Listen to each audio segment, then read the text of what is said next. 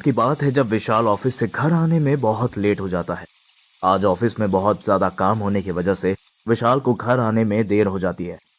विशाल office से बाहर निकलते ही मन सोचने लगता है। आज तो बहुत देर हो गई। इतनी रात को इस सुनसान रोड पर कोई कैब मिलेगी भी या नहीं। एक तो ऑफिस का वर्कलोड, ऊपर से फैमिली, और अब ये कैब। हे भगवान, मैं कहाँ फंस गया। विशाल मन में अपनी प्रॉब्लम्स को कोसते हुए जा ही रहा था कि तभी अचानक उसकी नजर रोड पर पड़ी एक चमकती हुई चीज पे जाती है। अरे, ये क्या चमक रहा है? विशाल देखता है कि रोड पर एक सोने की अंगूठी पड़ी हुई है जिसमें रंग बिरंगे पत्थर जड़े हुए थे। विशाल जल्दी से उस अंगूठी को उठा लेता है और मन में सोचने लगता है, अरे, ये किसकी अंगूठी है? देखने में तो असली सोने की लग रही है। कहीं कोई मेरे साथ कोई प्रैंक तो नहीं कर रहा? विशाल इधर उधर देखता है पर उसे आसपास कोई नजर नहीं आता। वो मन ही मन उस अंगूठी को रखने की सोच लेता है। विशाल चुपचाप से उस अंगूठी को लेकर आगे बढ़ जाता है और कैब का इंतजार करने लगता है। थोड़ी ही देर में कैब आ जाती है और विशाल अपने घर को पहुंच जाता है। अगली सुबह जब विशाल की आंखें खुलती है तो वो देखता है कि उसके सामने टेबल पर वही अंगूठी पड़ी हुई थी जो कि उसे कल रात को मिली थी। विशाल उस अंगूठी को उठाता है और ध्यान से देखने लगता है। विशाल देखता है कि उस अंगूठी के ठीक ऊपर एक नीले रंग का मोती लगा हुआ है। अंगूठी तो असली सोने की लग रही है। काफी भारी भी है, लगभग 1.5 तोले की होगी। लगता है किसी ने अपने ग्रह नक्षत्रों के हिसाब से इसे बनवाया है, पर गलती से ये अंगूठी उससे गिर गई। चलो बढ़िया है, कल कुछ नहीं मिला पर ये अंगूठी मिल गई। कभी जरूरत पड़ेगी तो इसे बेचकर अच्छे खासे पैसे आएंगे। फिलहाल मैं इसे अपने पास रख लेता हूँ। विशाल इतना सोच के रोजाना की तरह अपने ऑफिस के लिए तैयार होने लगता है। अपने बाकी सामान के साथ तो उस अंगूठी को भी अपनी जेब में रख लेता है और ऑफिस के लिए निकल जाता है। रोजाना की तरह वो अपने ऑफिस पहुंच तो जाता है, लेकिन आज जैसे ही वो अपने ऑफिस पहुंचता है विशाल के ऑफिस का सारा स्टाफ एक साथ तालियां बजाने लगता है। आज उसके स्वागत के लिए पूरे ऑफिस का स्टाफ खड़ा हुआ था। उसके सीनियर मैनेजर और उसके बॉस उसके स्वागत में फूलों का गुलदस्ता लिए खड़े थे। विशाल की समझ में कुछ नहीं आ रहा था। अरे, ये सब क्या है? अचानक इन सबको क्या हो गया? विशाल ये सब सोच ही रहा होता है कि तभी उसके बॉस उसको फूलों का गुलदस्ता देते हुए बोलते हैं, शाबाश विशाल, क्या कमाल कर दिया तुमने तो इस कंपनी का सबसे बड़ा ऑर्डर क्रैक किया है। इस ऑर्डर को अटके हुए 3 साल हो चुके थे और तुम हो जिसने इसे क्रैक किया है। विशाल को अभी तक कुछ समझ नहीं आ रहा था। तभी उसके मैनेजर ने बताया कि विशाल ने अपनी कंपनी के लिए 25 करोड़ की डील क्रैक कर ली है। ये वही प्रोजेक्ट था जिस पे विशाल पिछले कुछ महीनों से बहुत मेहनत कर रहा था। ये एक ऐसा प्रोजेक्ट था जो इनकी कंपनी पिछले 3 साल से ट्राई कर रही थी। विशाल के मैनेजर से लेके उसके बॉस तक उस डील को क्रैक नहीं कर पा रहे थे और विशाल ने उस डील को क्रैक कर लिया था। अपने मैनेजर की ये बात सुन के विशाल को यकीन नहीं होता कि उसने वाकई में ये डील क्रैक कर ली है। यकीन नहीं होता कि मैंने वो डील क्रैक कर ली। इतनी ही देर में विशाल के बॉस उसे एक 10 लाख रुपए का चेक देके कॉन्ग्रेचुलेट करते हैं और पूरा ऑफिस का स्टाफ उसके लिए तालियां बजाने लगता है। जो भी चल रहा है सब बढ़िया है। आज तो दिन की शुरुआत ही बहुत अच्छी हुई है। ऑफिस में पहुंचते ही पैसों का फायदा हो गया और सारे ऑफिस में मेरा नाम भी हो गया। आज शाम को आज सभी स्टाफ को मेरी तरफ से ड्रिंक पार्टी एंजॉय करना। विशाल के बॉस विशाल के लिए एक छोटी सी पार्टी भी अरेंज करते हैं जिसमें सभी लोग शराब पी रहे होते हैं। विशाल भी पार्टी में बहुत शराब पीता है। पार्टी खत्म होने के बाद जब विशाल वापस घर आता है तो वो बहुत थका हुआ महसूस कर रहा होता है। आज उसने बेहद शराब भी पी ली थी तो उसे लेटते ही नींद आ जाती है।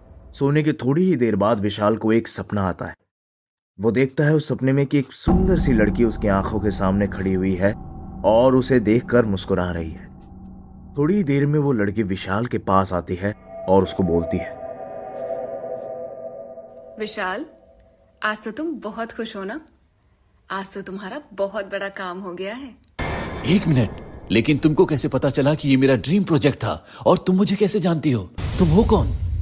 तुम मुझे अभी नहीं जानते हो, लेकिन कुछ ही दिनों में तुम मुझे बहुत अच्छे से जानने लग जाओगे। पर कैसे? मेरे साथ आओ, मैं तुम्हें बताती हूँ। इतना बोल के विशाल उस लड़की के पीछे पीछे चलने लगता है। तभी अचानक से उसकी आंख कुछ गिरने की वजह से खुल जाती है। वो देखता है कि वो अपने घर के बेड पर नहीं था, लेकिन अपने शीशे के सामने खड़ा हुआ था और नीचे एक गुलदस्ता पड़ा हुआ था जिसके गिरने की आवाज से विशाल की नींद खुल गई थी। विशाल खुद को उस हालत में देखकर समझ जाता है कि वो नींद में चल रहा था। अचानक से विशाल को उस लड़की का ख्याल आता है और वो सोचता है, पार्टी में कुछ ज्यादा हो गई थी, मैं तो नींद में चल रहा था। विशाल घड़ी की तरफ देखता है तो घड़ी में 3:03 हो रहे थे। वो वापस अपने बेड पर जाकर सो जाता है।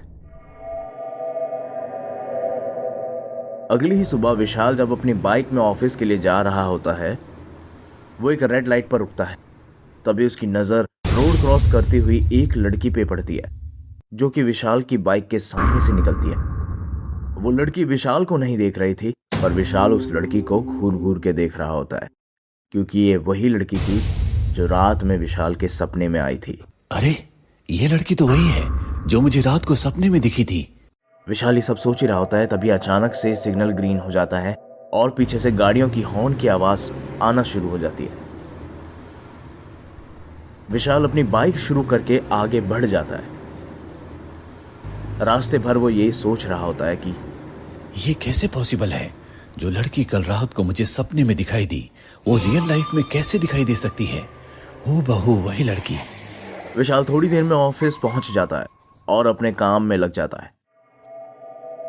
पूरा दिन ऑफिस में काम करने के बाद विशाल जब शाम को घर वापस आता है तो वो देखता है कि उसके रूम के पास कुछ फुसफुसाने की आवाज आ रही होती है। विशाल नजरें घुमा के देखता है तो उसके बेड के पास से वो आवाजें आ रही होती है। विशाल बेड के पास जाता है और देखता है कि बेड के पास बने टेबल के ऊपर उसने वही अंगूठी रखी हुई है और वो आवाजें उसी अंगूठी के अंदर से आ रही होती है। विशाल ये देख के हैरान हो जाता है। अरे, ये क्या? अंगूठी के अंदर से आवाज कैसे आ सकती है? विशाल ये सब सोच ही रहा होता है कि तभी मोबाइल पर उसकी मम्मी का कॉल आता है। विशाल फोन को उठाता है और बोलता है, प्रणाम माँ, तबीयत कैसी है? अरे बेटा, हमने तो तुम्हें खुशखबरी देने के लिए फोन किया है। कैसी खुशखबरी? तुझे याद है ना, जो हमारी जमीन थी जो सरकार ने ले ली थी हाईवे बनाने के लिए, और उसके पैसे भी हमें अभी तक नहीं मिले थे। हाँ, मुझे अच्छे से याद है। उस जमीन का पैसा हमारे अकाउंट में आ गया है। और मजे की बात तो ये है कि जिस बाबू ने हमारे पैसे अटकाए थे ना, खुद आया था वो हमारे घर और घर पर आकर चेक देकर गया। आज उसका पैसा हमारे अकाउंट में आ गया है। अरे वाह! विशाल की माँ विशाल को खुशखबरी सुनाने के बाद फोन को रख देती है। विशाल मन ही मन सोच रहा होता है कि अरे वाह, ये तो बहुत अच्छा हुआ। इतने सालों से अटका हुआ काम पूरा हो गया। पिताजी भी बहुत खुश होंगे। विशाल मन ही मन खुश हो रहा होता है और वो कुछ कर पाता उससे पहले ही दोबारा विशाल का फोन बजता है।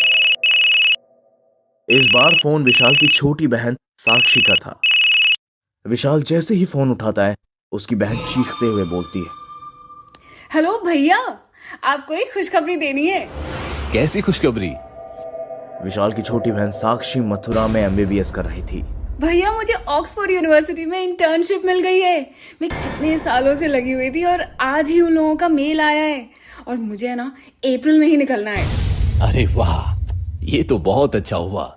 विशाल अपनी बहन को बधाई देता है और फोन को थोड़ी देर में रख देता है और सोचता है, पिछले 2-3 दिनों से तो बस चमत्कार हो रहे हैं। ऐसा लगता है कि किस्मत का ताला खुल गया है।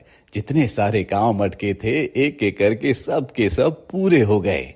जो भी हो रहा है अच्छा है, बस जिंदगी इसी तरह से चलती रहे। इतना सब सोचकर विशाल अपने ऑफिस का काम करने बैठता है और जैसे ही काम करना शुरू करता है, उसे वही फुसफुसाहट की आवाज आनी शुरू हो जाती है। विशाल इधर उधर ढूंढने की कोशिश करता है कि ये आवाज आ कहां से रही है। तभी अचानक से उसकी नजर उसी अंगूठी पर पड़ती है।